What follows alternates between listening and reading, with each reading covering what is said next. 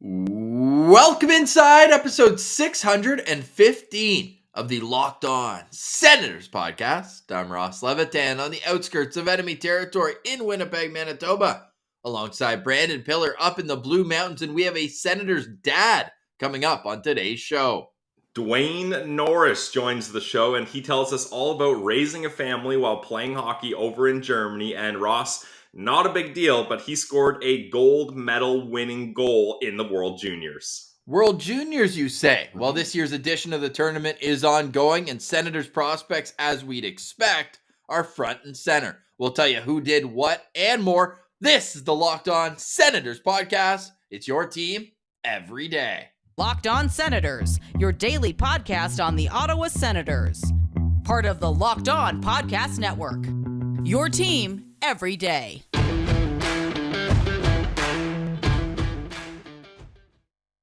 Thank you for making Locked On Senators your first listen on this Friday, August 12th. We are free and available on all platforms, including on YouTube, where the best way you can help the show grow is to like the videos by clicking the thumbs up below, subscribing to the Locked On Senators channel, and leaving a comment as well. The comment we want to know right now is Ridley Greig. Has he changed your opinion if you were on the side saying, hey, if you need to get that top four defenseman, I know it hurts, but you got to give to get? Or has Ridley Greig now turned into an untouchable? Pilsy, where are you at with Ridley Greig after that one-handed beauty he scored in game one? Yeah, that was an incredible goal. Just another example, Ross, of Ridley Greig looking like he's like, there's nothing you can do here. He's out of space. What can he do? And he pulls off a move like that. Incredible. To answer your question, he's an untouchable for me now. Like, you got to keep this guy. The vibes are immaculate. He loves just being violent out there, which that's a guy you want on your side of the ice wearing your team's colors. So you love to see that. And he's not just a meathead out there. He's got a lot of skill. You just talked about that great goal that he pulled off, but he's had some nice assists too. That assist he made, that nice little one-touch pass to Mason McTavish. Woo! Man, He's got the hockey IQ to balance out the grittiness. And not only that, sticking to the first game against Latvia, where he was named player of the game, he had a goal and an assist. Mason McTavish had a goal and an assist. Connor Bedard had a goal and an assist. And out of those three players, they decided Ridley Greig had the biggest impact. Now, some may say that minor penalties have been an issue, and discipline has been something he needs to work on as a whole, but still towing that line. But if you watch the replay on all three of those, I don't think any of them are called in the NHL. I was going to say, let's take a step back here and remember that this is the IIHF, and they call the game a little different than what we're used to, and a little different than the way Ridley Greig likes to play. It was one hand on the stick, so maybe that's something he could work on, is two hands on the stick, even though one turned into a goal. I was going to say, yeah. If one works, why use two? But just like a little swinging stick, hey, I'm going to try to get the puck, and it hit his shin pads, and all of a sudden it goes down. The other one, he maybe call this a hook, but he kind of tries to lift the guy's stick, and it gets him in the chest a little bit, and his legs just give out from under him. Arms are a long way from your feet, Pilsy. I don't know, but it is something to work on. And we thought initially, because he took that penalty at the start of the game last night against Slovakia, but Dave Cameron after the game saying Ridley Greig didn't play, wasn't a discipline, have a seat. A teaching moment. There's a precautionary situation. So I guess it's good Canada's off today as we're recording on Friday. They're back on Saturday. So Ridley Greig, we're not sure if he's going to be in the lineup or not. Yeah, I have a hard time seeing him not come into the lineup. That was a bit of I think what happened that kind of may have given him a bump or a bruise was that weird hit where the guy chicken winged him a little and caught a piece of him and sent him spinning. I have a hard time thinking Ridley will sit out for that. Like we said, for Ridley Greig to be playing for Team Canada, he's had to battle through a lot in previous years. It means a lot for him. He's obviously having the time of his life. So after a period off and a day off, I think we'll see Ridley Greig back in fine form. But who knows how serious the injury is, right? Yeah, great to see. Good start to the tournament for Ridley Greig. And how about big players scoring big goals? Zack Ostapchuk gets his first goal of the tournament with 11 seconds left to make it 11-1 for Canada in their game against Slovakia. But all jokes aside, he has made an impact in each yeah. of the 2 games, throwing big hits and making a few nice plays with the puck. Yeah, our buddy Liam's Martian, again, check out his clippings if you miss any of the games, but he made a good point that, like, Ostapchuk seems like a guy that's just exhausting to play against. Like, Yeah. he doesn't give up. This guy is pedal to the metal the whole time. He is a forechecking beast. And what he does so well, Ross, is when he protects the puck with his body, he does it in an aggressive way. Like, he's not defending, protecting the puck. He's attacking with the puck, defending it. You know what I mean? Like, he's knocking guys down while deking through them and then sets up great opportunities. He's digging for that loose puck in corner battles. All these kinds of things just make our Ostapchuk look so great. I think it's a really good thing that they decided to have him not be the extra forward, because I think everyone would have regretted that, because you're seeing what he can do on a big stage now. 100%. And I guess just to wrap up the conversation with Canada, Mason McTavish has to be, if he's not the top 3, he's top 1 prospect outside the NHL drafted. He is unreal. Yeah, and he was your guy in that draft, and how did in 2 different Locked On mock drafts he fell to 10?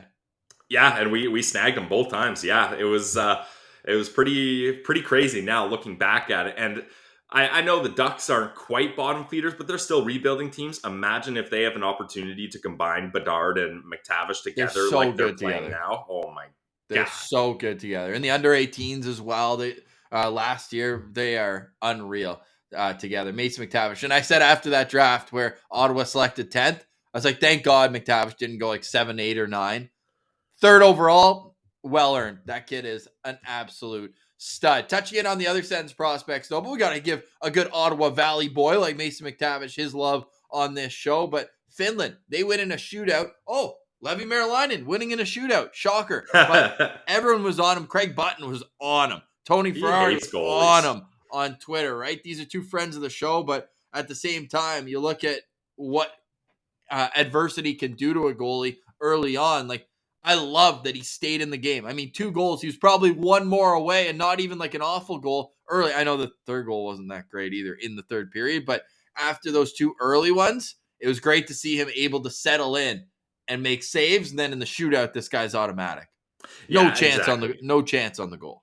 That's the thing, right? And I think with Leevi Merilainen, he does have these games where he'll let in bunches of goals and maybe doesn't look great, but it seems like he always still helps his team stay in the game, and they manage to win coming back. You know what I mean? Like, it felt that way in Kingston too. Like, it felt like, sure, maybe they'll go down a couple goals, but he's going to grind and make sure it doesn't get too out of hand so the team still has a chance to come back. And that's what he did. But you got to nod your hat to his buddy, Roby Jarventie, who also helped the case.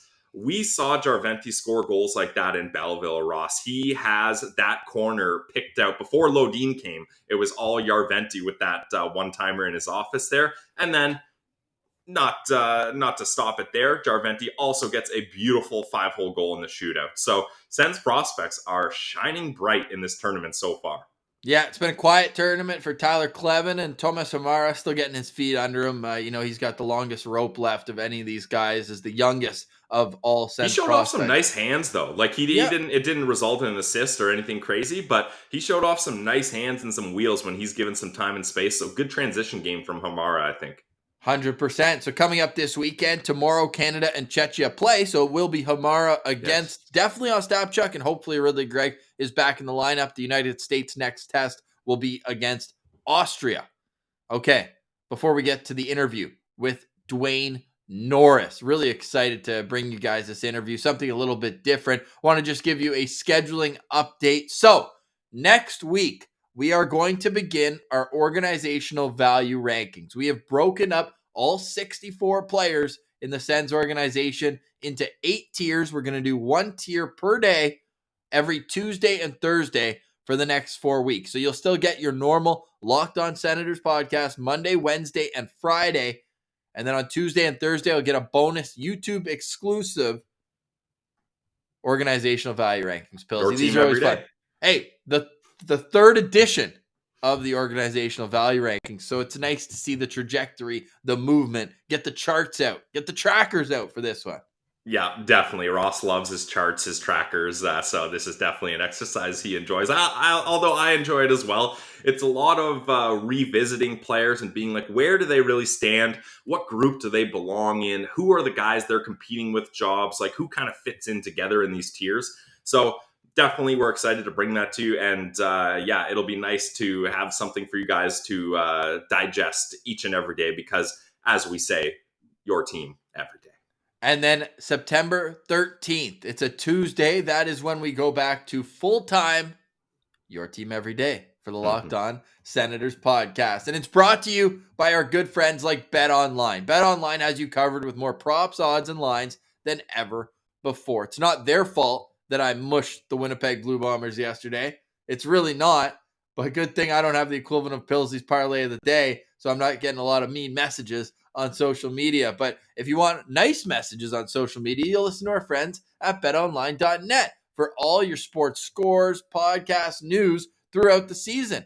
All seasons. They've got tennis, golf, all the summer sports, baseball. But then we're getting closer to football. Preseason's already here. That means that the gridiron action will be upon us. And that's always the best, right? Because all the games are happening at once. It's just complete chaos each and every Sunday. And the Senators, will they be underdogs like they have been in the past this year? Maybe not, but it's always fun to sprinkle a little action on the Sens when they are in action. All right, so head over to betonline.net. It's where the game starts. All right, let's get to our interview with Dwayne Norris.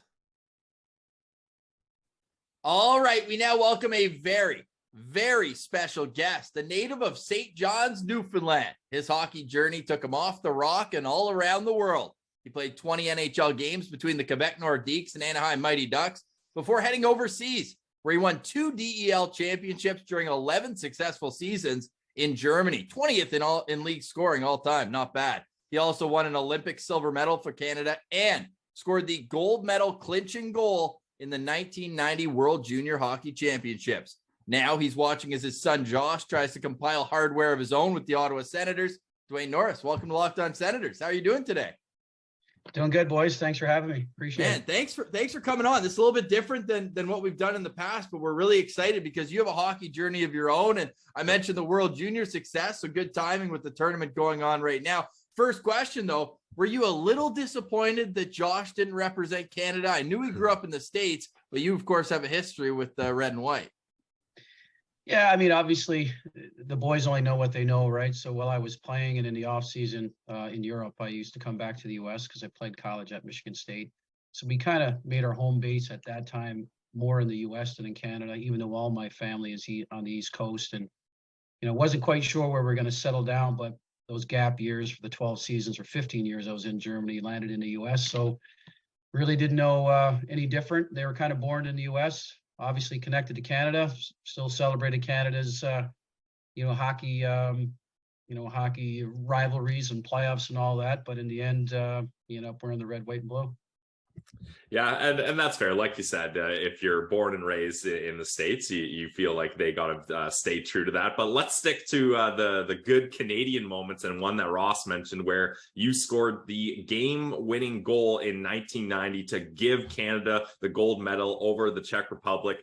Take us through that moment from your memory. Like, that's got to be an all-time moment for you, and one that you can carry and brag about to this day. All I got to say, boys, you score one big goal, right? You get a few shout outs for the next 30 years. So, Yep. I was, I was a guy that was probably added to the team, not late, but a little bit underneath the radar. So when I had made a team and made a good impression at Christmas and whatnot, I was fortunate enough to put me on a line with Mike Ricci and gosh, I forget who the other side was, but it was one of those special moments where you hoped you could make the team. Not a lot of kids from out East had made the World Junior team at that time, and I just wanted to play any role possible. So they ended up putting me on a real good line, and we're in Helsinki, Finland at the time, which was a big adjustment back in the 90s. We never had the fluff that a lot of these kids have now when they go to the big events, right? So rained the night before the game and whatnot. So it was an awesome moment. It was one of those back in the day where there was no championship game. It was just round robin. True. So what happened was whoever won, whoever had the best record by the end of the regular round robin is the ones that end up winning. So we were we were playing at the time Czechoslovakia an hour later than Russia and Sweden. And the only way we could win goal was we had to beat the Czechs. The Czechs were undefeated. The Swedes had to tie or beat the Russians, and it was 2-0 for Sweden going into the third period. So things looked pretty glim for us. They were going into the third period. We were just getting started. And we found out halfway through the second period that Matt Sundin had tied the game against Russia with a second left. So that game was tied 2-2 Russia-Sweden, which means we had to win our game. And at that time, midway through the second period, I ended up scoring a goal off a backhand, and that went on to be the winner. So it was kind of a cool moment. A lot different format than right now. It was lifelong memories, guys that I've remained friends with for a long, long time, and it certainly obviously gave me a little spring in my step for my pro career. So it was awesome. Anytime you wear the red and white for Canada, it's a proud moment, and for me, I was really grateful for the opportunity, and the way it turned out, it just couldn't have been any better. Oh, that's awesome. I love that story. I get goosebumps hearing, getting the gold medal around your neck and all that. And as you said, 30 years later, we're still talking about it as though it was yesterday. Yeah. That's awesome. So I get grief in the house every year because the World Junior comes on. Someone brings it up on TV, and my kids' wife look at me like, "Really? Can we get past this moment?" I'm like, "Hey, score one big one. They remember you for a long time." That's just it. Well, hey, Josh tried to get there. He got the gold medal at the World Under-18s, but you still have bragging rights. I think silver was the best he did at the World Juniors. Yeah, a little bit. He was fortunate enough 2 years, one in Buffalo, one in Van, and obviously those were awesome. We had a chance to see the one in Buffalo. We were there as well, actually. Yeah, we're at that. Yeah. It was a little bit of a disappointing for the U.S. They didn't play quite as well as maybe what people had hoped for the talent they had. But then when we went to Vancouver out west the following year, it was all and then some, and obviously lost to Finland in overtime. So it was pretty cool, and to see him go in his first year as really as a role playing guy, had to play wing instead of center because they're so deep in the middle. Kind of played that third, fourth line role, and then the next year in Vancouver, he played a much bigger role and was one of their captains. So it was great to see the growth. What's the vibe like in the Norris household when Michigan plays Michigan State at any sport? You know what? I mean, it's been a while, obviously, since I've been there. My wife and I both went to state, which was awesome. We certainly loved the time we had there. The hockey program was incredibly strong, and it slipped a little, but they have some new leadership in there now, hoping to get it back. But anytime they played head-to-head, for the first couple of years that Josh was playing at Michigan, I was still certainly a little green and white. And then obviously towards the end, just with him playing for Michigan and having a tremendous experience, it's hard not to root for the other side as well, which kills me because I learned how to hate Michigan, that's for sure, when I was playing college hockey. Hey, so we want to get back into Josh a little bit later, but I want to focus on your career a bit more. Now, you said 30 years ago, we're still talking about that goal. I'm sure 3 years ago on the East Coast, it was still, as loud as possible. And you got to actually play in the AHL in Halifax. It's a city that means a lot to both Pills. He was just visiting there, and I lived there for a few years. What was that experience like playing, I guess, as close to home as you could have playing pro hockey? It was really cool when I came out of state, obviously drafted by Quebec, and their farm team was Halifax. And to your point, between that and Cape Breton and St. John, New Brunswick, those were the areas that were closest to Newfoundland. So it was really cool. I mean, I had some, friends that were going to university at the time in Halifax when I was playing. I felt really rooted, kind of moving towards the East Coast back in Halifax, which is a great city, college town. Support was good. And it was great.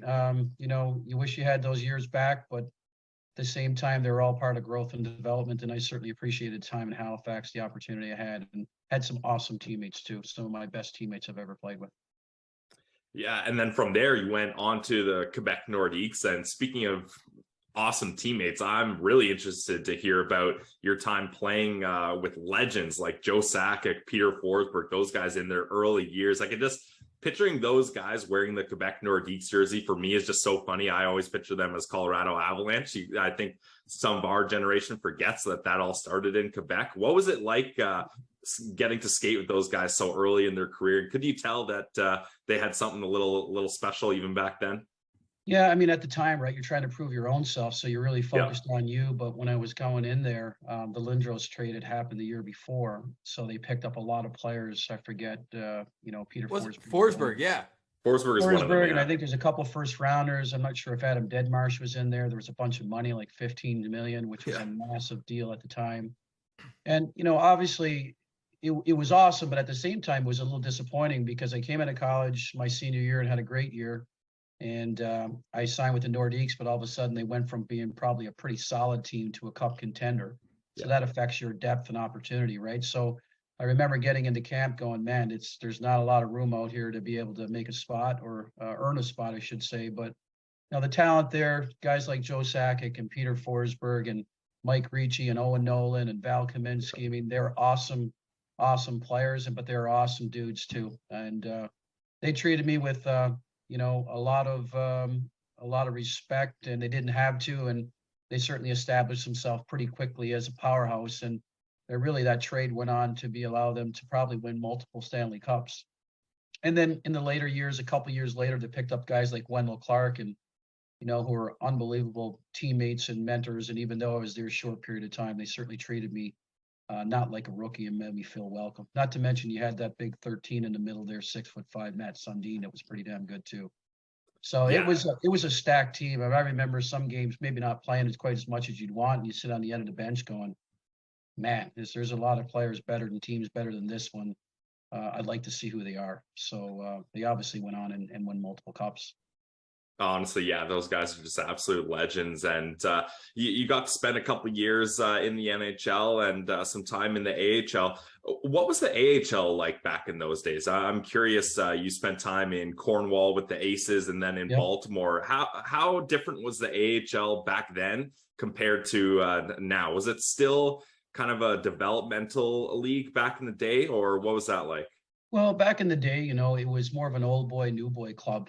You still have that, I guess, maybe in the American League with the rookies coming in. But, look at the reality is you look at the NHL, you have guys that are turning in to be stars at 20 years old.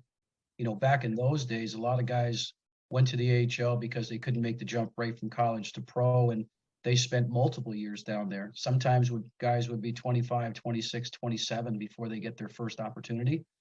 And that was kind of the path of how it was, right? The older players were hanging around a lot longer in the NHL than I think they are now.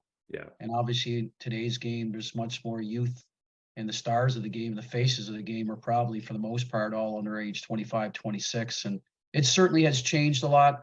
There was a lot more physicality to the game. Your top two lines were offensive, your bottom two lines crash, bang, and you're going to be dropping the mitts every other night. And you don't see that as much. Obviously that part's gone out of the game. Not that was my domain, because it certainly wasn't.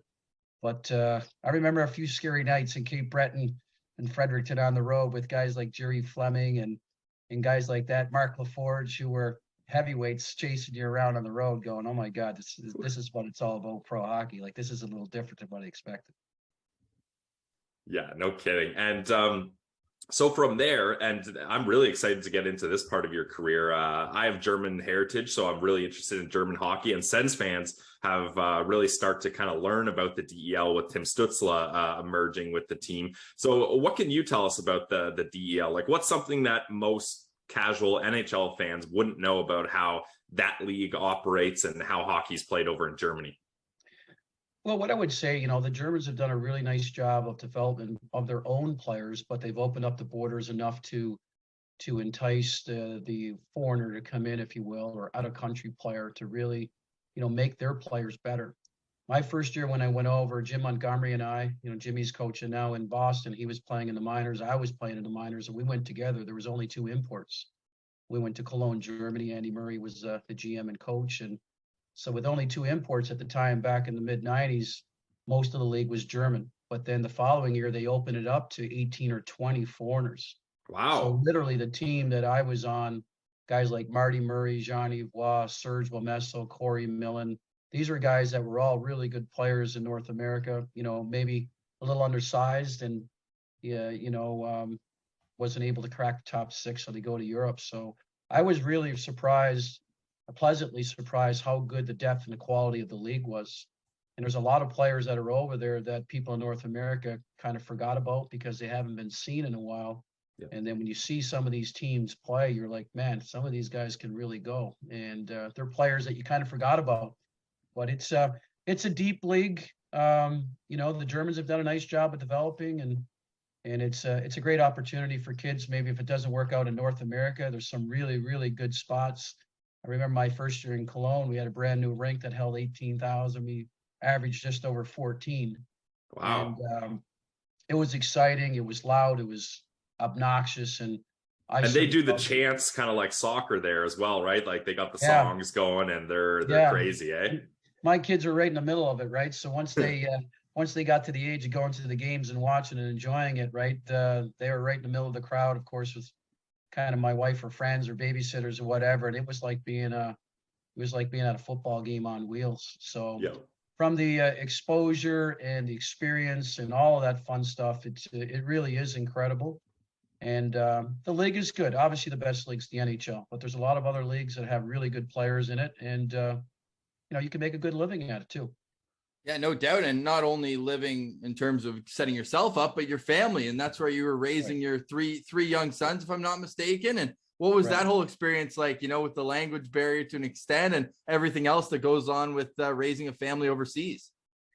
Yeah, it was cool. Like anything, right? My wife and I had gone. I think, we didn't have kids at the time, but she got pregnant right away with Cole, my oldest, then Josh, then Dalton. And like anything, you're leaving home, right? So you're leaving family and friends, and you're over there with 3 small kids in a foreign country. You don't have a whole lot of support.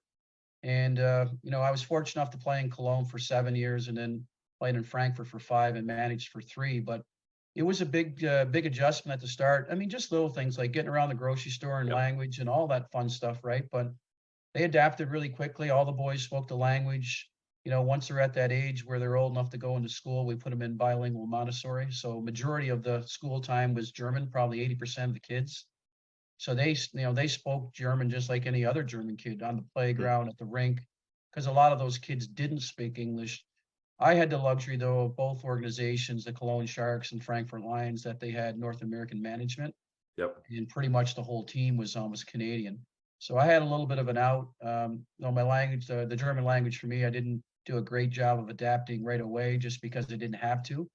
But then once I got into be a GM and had to have press conferences and stuff like that in German, it was a little eye-opening, to say the least. And just to say I had my American German accent flowing fluently.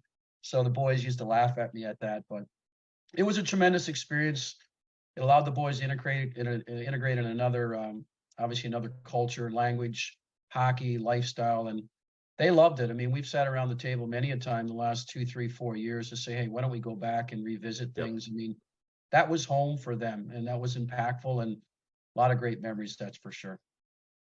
Yeah, that's awesome. And so what was it about Germany specifically that made you want to go there over maybe going to Sweden or to Russia or to Finland or Switzerland or all the other options? Why did you land in Germany specifically?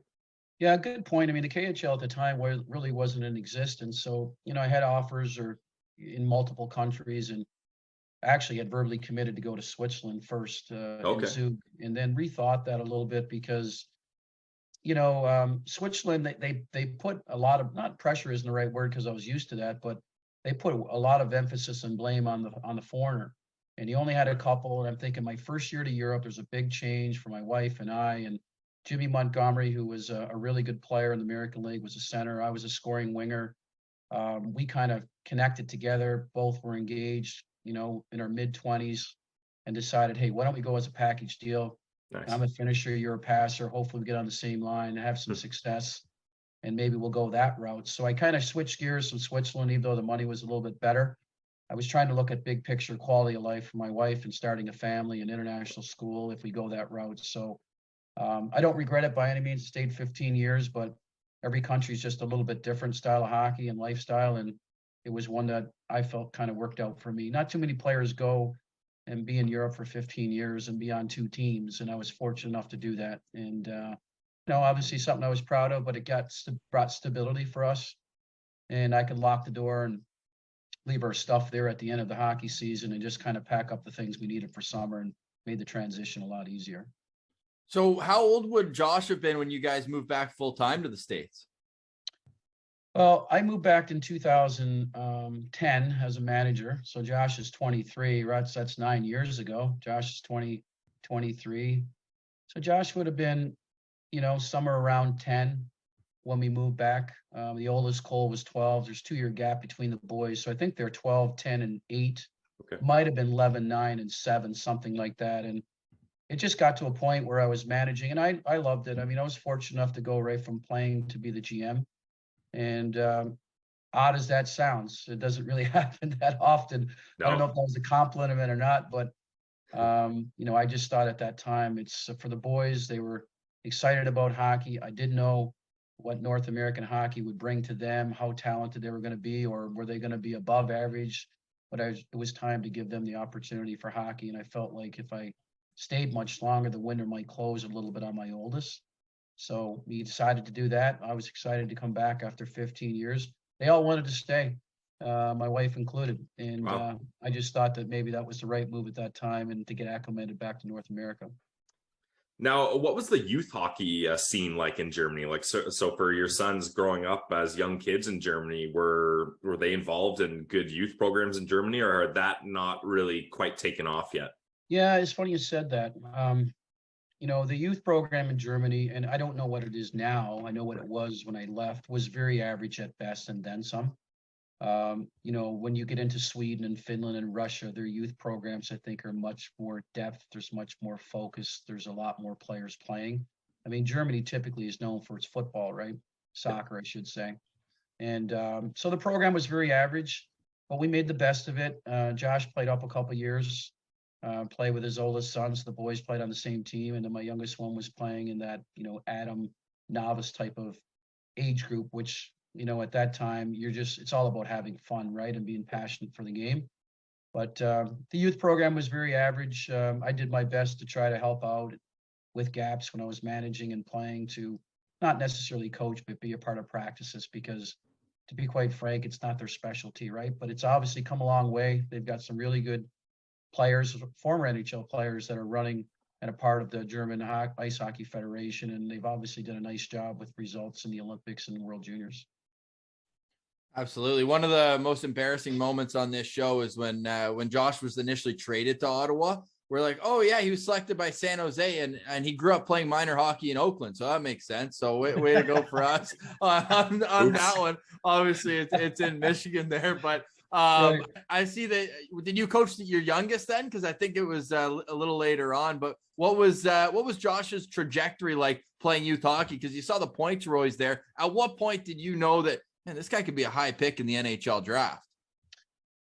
What I would say, and I do this all the time when I talk to parents, because I run an academy, hockey academy here in Detroit. It's so hard to project, right? But what I would say is, I coached him the last year. I think he was 14, and it was AAA locally here, and we had a good team. I think we won states that year, and it was one of those ones where I saw potential. Consistency was pretty solid. Compete was always good. But I always felt with the natural athleticism that he had and skating ability and ability to shoot a puck, that he could probably do more, not as pressure, but I should say probably dominate more. And, but he stayed within himself, and I give him a lot of credit. And I remember us having conversations just briefly about it as he was heading into the national team, not knowing where he would slot as a top 2 center, 3 or 4 is, play 200 feet, play on both sides of the puck, get a chance to play at some point at college or whatever it is. There's always room for guys that play responsible both ends, right? So it was something that at a young age, as a centerman, I think 12 or 13 or 14, he was really focusing on Jonathan Toews' style of hockey. And that was kind of something that he wanted to mimic his game about. Now, that may seem kind of foolish as a 14-year-old, but at the same time, right, you got goals and aspirations, and he could have picked out a lot sexier players, but Jonathan Toews at the time obviously was a really good player. So I would say, once he got into the national team, guys, I really didn't even really know that, because I remember sitting with Big Walt, Keith Tkachuk there, when the boys went into the national team. Josh really wasn't projected as one of the top, say, 6 forwards on the national team the first year. He was hurt the last 4 months of the season, and he managed to tape his ankle up and get him out for a few skates. Him and I, there's like 8 or 10 skates. He hadn't been on the ice in 4 months. He's going to the top 40 camp, which is a big deal, right? It's the top 40 kids in the country. I'm thinking, God, his ankle doesn't give out. Like, can he show enough and be off that long to maybe turn some heads? And he went there, made the team. I think that first year, he was kind of playing as a number 2, 3 centerman. And he just hit his stride between him and Quinn Hughes and Brady, and they worked hard. And, all of a sudden they really popped that second year, and that confidence and explosiveness and skating and ability to shoot a puck off pass, off stride, all that stuff seemed to come together. And it was really not until that year. And even then, guys, when he was drafted by San Jose, I think it was 19th or something like that overall, or 18th, he was projected like number 60 that year in January. So he was never on the top 23 or top 25. And then once he got to the NHL Combine and, kind of dominated that is what he did, I think it really increased his value stock-wise with his athleticism and kind of jump in conjunction with his play and winning the World Championships with Brady and Quinn on the 18s to really slot him down lower into the draft. So to answer your question, long-winded, I never really thought, I knew he had potential, but I didn't know at what point would it pop, will it all come together. That 18U year where things were with the national team, where things were really on the line, big moments, scored big goals, big situations, and had a coach that empowered him to play in all those situations. So I would say going into his draft year was the year I really thought, you know what, he's got a chance from what people are telling you, but you got to stay humble on that stuff because getting drafted and playing in the NHL are two different things, as you know. Definitely. So on his draft night, he held up a good luck troll. Does he still have that, or did you have to tell him, hey, when you turn 20, that's kind of got to go in the closet? It's funny you said that because I remember, I think my wife had given it to him as a little fun Christmas gift, I think going into his second year of the national team, because there was ebbs and flows. The first year, he broke his wrist, ice time, other players playing in front of you. You're trying to hang on to something to give you confidence to put you over the edge. So I think she gave that to him in his Christmas stocking for fun first year. And then as he went into the second year, it was one of those ones where he came out of the gates pretty hot and kept it. And all of a sudden you become a little superstitious. So after the draft happened, and I think they interviewed him with that troll or whatever the hell it was. I think he kind of gassed that to the point where I'm going into college now. I can't be hanging around a troll in my stall as a hockey player. So he got rid of it, I think, and it was just a pocket of superstition. So it was pretty funny, actually. Hey, whatever works. I don't care how you get it done. Now you mentioned Walt Tkachuk, Brady Tkachuk. Famously, when the Ottawa Senators acquired Josh Norris as part of the Erik Karlsson deal, Pierre Dorion said he's Brady Tkachuk's best friend. We think this is going to be a good connection here. Do you have any fun stories of Brady and Josh from their youthful days playing hockey or off the ice? Anything fun you can share with us about those two kids growing up? Because I imagine they must have been a handful when they got together. It's funny too, because Keith was involved in coaching the St. Louis Junior Blues, and I was with the Oakland Junior Grizzlies in Detroit. So they were the same age, and we were playing in the same league. So it was funny at that time. You never project that these kids are going to be one teammates, good friends, and do what they're doing at this point in their short NHL career. But I would say at the national team, right, Big Keith and Jim and Ellen Hughes, they had a condo that they shared together just to make sure the boys were doing all the right things. So Josh lived with a billet family down in Ann Arbor, while Quinn and Brady lived with Keith, would come in every 2 weeks, or then Ellen and Jim. And so there's a number of times I remember thinking at the World Championships, the boys weren't playing well that 18U year. We're in Slovakia or wherever it was. And, we all had high expectations. It's a big year for them.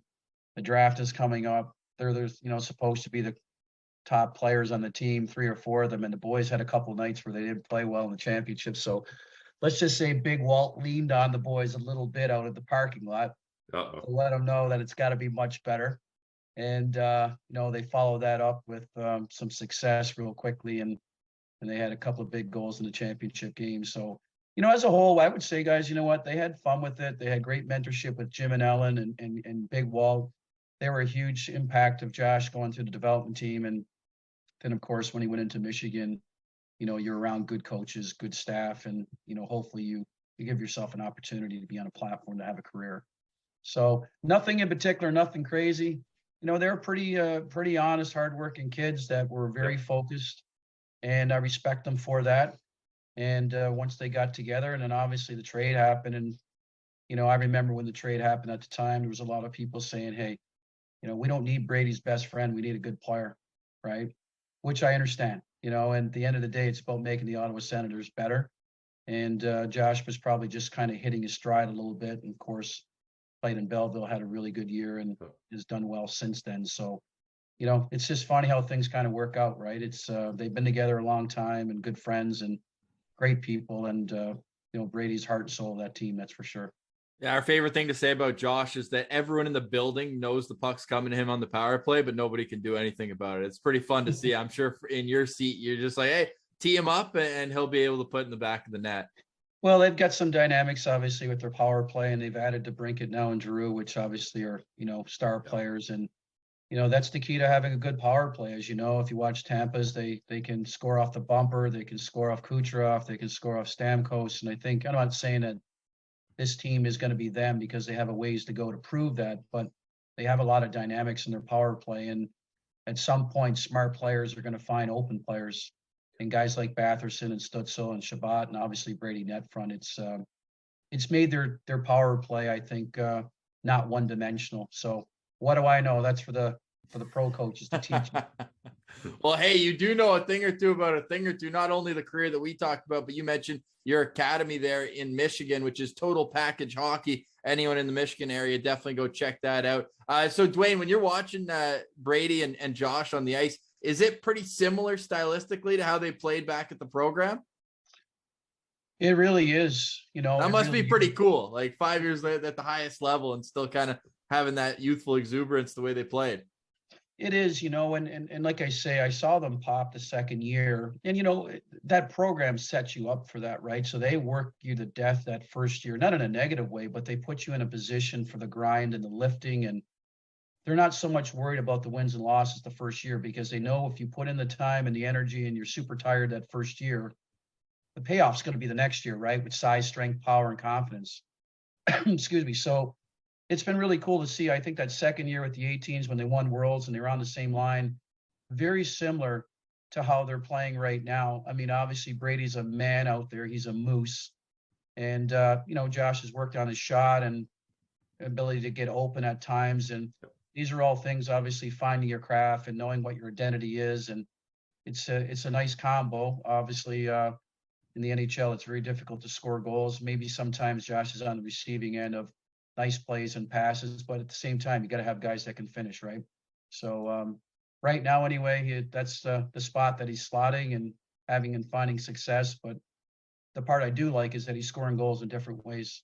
It's not just off the power play, which obviously those numbers are fairly high, whatever it was last year, 14 or 15, but he's still scoring off pass, tips, rebounds, scrambles, heavy stick, net front presence, stuff like that. So I don't think he's completely one-dimensional when it comes to scoring. He's not one-dimensional when it comes to the entire game. Who taught him more about dropping the mitts? You or Brady? Because he's, I'd say, 1-0 in the AHL and 1-0 in the NHL in terms of win-loss and scraps. Like I told him the one time in the American League when some guys were kind of on him a little bit, it's like at some point you're going to have to answer the bell. We didn't talk about it much. I certainly never thought I couldn't fight my way out of a paper bag when I played. I couldn't give him any tips on that, but I just said to him, hey, when you pick your spot, know who you're fighting and start swinging as opposed to receiving and then reacting. So he did pretty well, obviously. And the one he had against Romanov, he kind of agitated him a little bit, but he was smart. He picked a guy that was young. Yep. Not an established player that had fought a number of times because sometimes you bite off more than you can chew, but fortunately, he didn't do it that night. Yeah, we got a lot of opportunities to watch Josh. Ross and I worked for the Belleville Senators for the team when he was in Belleville. So we had a lot of fun watching him come over and dominate in the AHL. And he's come a long way since then. And I'm just curious from a parent's view, and you can say as much or as little about this as you want, but when he's going through his contract negotiations, how involved are you in this process? And is he kind of turning to you asking for advice? And are you having conversations about this, or is that just between him and his agent? Like, how does all that kind of work?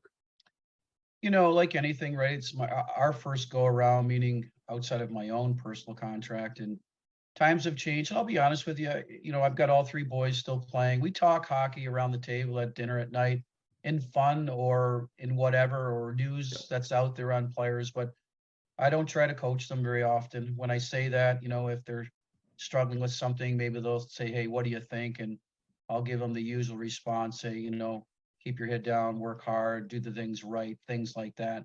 But, as far as the negotiation, Craig Oster, Donnie Mia with Newport, I mean, those guys are professionals, some of the best in the business. When negotiations, Ottawa wanted to start negotiating, I think it was last October, and I give Josh a lot of credit. He talked to Craig and said, hey, Craig, I think I want to bet on myself. Nice. I want to play the year out. And Josh called me and said, hey, this is what I'm kind of thinking. What do you think? And I said, hey, man, you believe in yourself and the confidence and the opportunity within this team going through a rebuild, and who they have there as personnel. You obviously got to go out and earn it and then be productive, whatever that is. So I give him a lot of credit because they wanted to negotiate early in the year. And it's not like he said no. He just said, I want to focus on playing. I want to give myself the best chance. I'll let the chips fall where they may. And obviously, he had a good year and was the benefactor on the back end of signing a new contract. I love that. Sorry, go ahead. I mean, I really wasn't involved in the contract negotiations once it started. And not that I couldn't have been, but, this is Josh. It's his career. Yep. He's got good people around him. When it came to term, of course, the length of the contract, he said, what do you think? And I had kind of made my opinion on it. And I said, listen, this is your career. You go with what you believe in. But, knowing that a program wants you for a long time and having some security is always something as a parent. You hope for your kids. But at the same time, whatever term he decided to sign, it certainly would have been fine. So we certainly appreciate the stability that they've given Josh. And having said that, a lot of responsibility comes with that. Now he can pay for any damages around the house too, eh? Yeah, he just drove over the sprinkler head, so I'm going to send him a bill for $24.99 that he just busted off as he's driving. The water was going straight up in the air. Oh my God! What a guy. Final question for me, Dwayne. Can't thank you enough. This has been awesome. We have a lot of listeners out on the Rock, and of course, that's where you started your entire life. I know Josh said right before he signed the deal, you guys were out there. Is that something you guys make an effort to go back and visit family as often as you can? Yeah, I mean, all my family is there, brothers and mom and aunts and uncles, and we try to go back every year. We always had a hockey school meeting, me and my two brothers, to kind of give back, and we had 120, 130 kids and spent a week there. And when COVID hit, of course, we couldn't get back to Canada. I hadn't been there in 2.5 years, at least to Newfoundland. And we really wanted to get back. And the boys were at that age the last time we went that they absolutely loved it. The people were great. And this year we went back and didn't do any hockey school and just kind of did our thing for 6 or 7 days between, renting a fishing boat and going to outdoor concerts. And, they're at that age, right? It's an awesome age. And, I wanted them to see the culture and the heritage that I grew up with. And they loved it there. My wife likes it there. It's a different world in a positive way. So it was really nice for them to get back and connect some roots, and drove by the minor hockey rink that I grew up in and the school that I went to. And, life's a blur, right? And sometimes there's gaps. And unfortunately, my kids never grew up in Newfoundland, saw, what it was like and where I, grew as a player and went to school and all that stuff. So it was really cool. It was funny because the contract was really close to being signed, and we were hoping that it was going to be while we were in Newfoundland, or I should say Josh was hoping it was in Newfoundland, and the verbal commitment came the night before he left. And then when he got on a plane the next day, because my wife and I stayed a few extra days with family, he called us while he was in transit to Toronto and said, hey, I'm going to sign when I get in tonight. So it was really cool, man. It was kind of like the perfect storm. Yeah, I'm sure the lambs were flowing. Want to give a shout out to your favorite spot on George Street or what?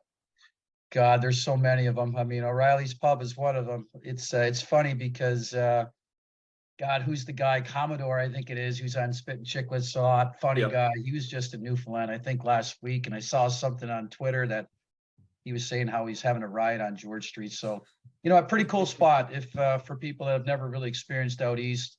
Yeah, great people. You're on the water there. A lot of nightlife and great bars and seafood and all that stuff. So it's a special place. Always will be for me. Yeah, I got screeched in at Christian's.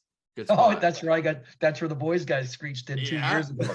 Perfect. Let's just say that they were short a few alcoholic beverages by the time we left that night. That sounds about right. Yeah, I just got my first taste of East Coast lifestyle a couple weeks ago. I went out to PEI in Halifax for the first time, and now I've definitely got Newfoundland on my list as well as St. John's. And now, final question for me, Dwayne, and thanks for joining us. Like I mentioned, I have German heritage, so I'm very interested in Germany. What was your favorite spot when you were over there, and where are you thinking I got to get back and visit there again? One of the great things about what we did was obviously the boys got to experience another culture, but youth hockey, like they played some local games, but they played a lot of games in Austria, Switzerland, True. Yeah. Prague. I mean, 4 or 5 hour drive in the car, 4 hours you're in London, England, 5 hours you're in Austria, 6 hours you're in Prague. So, those aren't real long drives. So what was really cool was the boys got a chance to experience multiple cultures and countries. So, as far as Germany, Bavaria is really, really cool. Down south, which borders Austria, and little towns like Fussen and Hamburg, or I should say Munich, I should say. But I love the cities that we were in. Cologne is a beautiful city, and Frankfurt is very westernized. So now we were blessed. The two cities that I played in were very transient and gave us a little taste of home, but at the same time, a big piece of the German culture. Well, people are going to be fired up about this one. We already got a note in on Twitter saying I still got my Dwayne Norris hockey school jersey from the old Gander Garden. So people are fired up. They remember. And hey, hopefully we'll run into you at the CTC when you're in town, have a couple pops with you. But we can't thank you enough for coming on the show, Dwayne. It's been really fun. Yeah, awesome, boys. Thanks so much, and for all you guys do. And looking forward to a successful years for the boys. So, go Senators. Stick taps to Newfie for joining us. Awesome conversation with him. Really enjoyed the insight to how it was growing up for his family over in Germany. What was your favorite part of that interview, Pilsy? Yeah, as you guys know, and I mentioned a couple times in the interview, I have German heritage. I've visited there a bunch of times, still have family over there. So for me to listen to a guy born in Newfoundland to be like, yeah, I'm going to live in Germany for about a decade and play hockey here, it was pretty cool to see his perspective and what he thought about it. So I definitely thought that was cool. And Ross, it's always refreshing when the guests are excited to be on the show. Not that we have guests that are disgruntled or anything like that, but Dwayne Norris, he got back to you really quickly. I'm was trying to very think of excited. What guest was least excited to come on with us. I mean, we could probably do a whole episode on people that are least excited to come on. But what I'm saying is, it's just really nice when you get someone like Dwayne Norris who is excited to share his story and not be kind of guarded and media safe. Like, he was willing to share a lot with us on the record and off the record. So it was great to kind of make a relationship with him as well. Yeah, beauty. It's something we might try to go back to in terms of having parents on the show. I thought that was really cool insight. Very different. And we want to bring you every angle we can here on Locked On Senators. One more note before we go. It's a sad note, a remembrance note. Today in Sens history, it was a sad day, but an important day for a guy who did a ton for the organization. It's the day in 2017, August 12th, we lost Brian Murray. So I just want to say we're always thinking about him. And now that we've done the Alfie to the Hall, Brian Murray's got the resume to be in the Hall of Fame. Absolutely. And I think he's one of those guys that he goes so much farther than the Ottawa Senators. Just throw a dart at any NHL team and players, coaches, scouts, general managers, I'm sure you can find a Brian Murray connection somewhere, because he was so involved in the game of hockey and just an absolutely incredible builder. His famous quotes is, with general managing, sometimes the biggest thing is managing up rather than down. And I think a lot of general managers have kind of learned to realize that. And especially here in Ottawa, that was certainly the case for a long time. So Brian Murray, he was just one of those guys that you knew had a handle on things. Nothing ever kind of got out of his control. And definitely we miss him having around the Ottawa Senators, because he was an incredible man and a funny guy too. Definitely hilarious. If you talk to Ian Mendez, we should get him on to talk about Brian Murray, because he has a lot of funny, just quick, dry wit stuff from Brian Murray that just always makes me laugh. Yeah, the one that I always come back to is I know what Michael Vikstrand. when he went back over. He came over for dev camp and then just went to the airport and left. And he's like, "Oh, I'm going to play back in Sweden." He's like, "No, you're not. You can be a grocery clerk if you want. I won't stop you from doing that. But if you're playing professional hockey, you signed a contract to play with the Ottawa Senators. We're going to be a part of the decision making." And Brian Murray, obviously we know him more as the GM in Ottawa and then a senior advisor after. This guy's 18th all time in wins by a head coach in the NHL. Earlier on with the Washington Capitals, with the Detroit Red Wings, and I mean, one season with the Florida Panthers, just 17 wins in one season there. And then in Anaheim, he coached one season, but he was the GM there that built the team that ironically beat his Ottawa Senators. So it's a bit of a, it's bittersweet. You're like, I what lost the Stanley Cup, but the team I built beat me.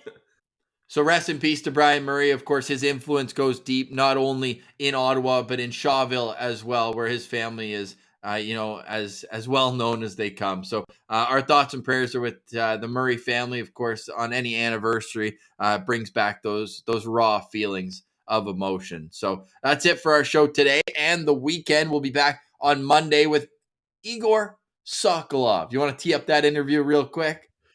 I mean, with Igor, and this is just the thing, like, we don't ever prepare any questions. We don't talk, like, what are we going to talk to Igor about? Like, we just flick our laptops open and hit record, and we just chat with him. So that's the interview you're going to get. He tells us a lot of great stories. How about a story about him fighting the strongest player in the Ottawa Senators organization? A story about his weekend in Winnipeg that Ross was the color commentator for, and just how his offseason is going. And I know you guys saw the picture of me and Igor, and he's looking good. He is feeling good mentally as well. He talks about the mental side of it. And anyone who is selling short Igor Sokolov, look out. This guy's coming for a big year. He's been grinding all offseason, very focused, very disciplined, I'll say. So he's going to have a big year this year, and you guys are going to have a lot of fun chatting with him. He's just such a funny guy. Oh, my God. Such a beauty. Awesome. Yeah. Can't wait for that. But for today, we say goodbye. For Brandon Piller, I'm Ross Levitan. This has been the Locked On Senators podcast,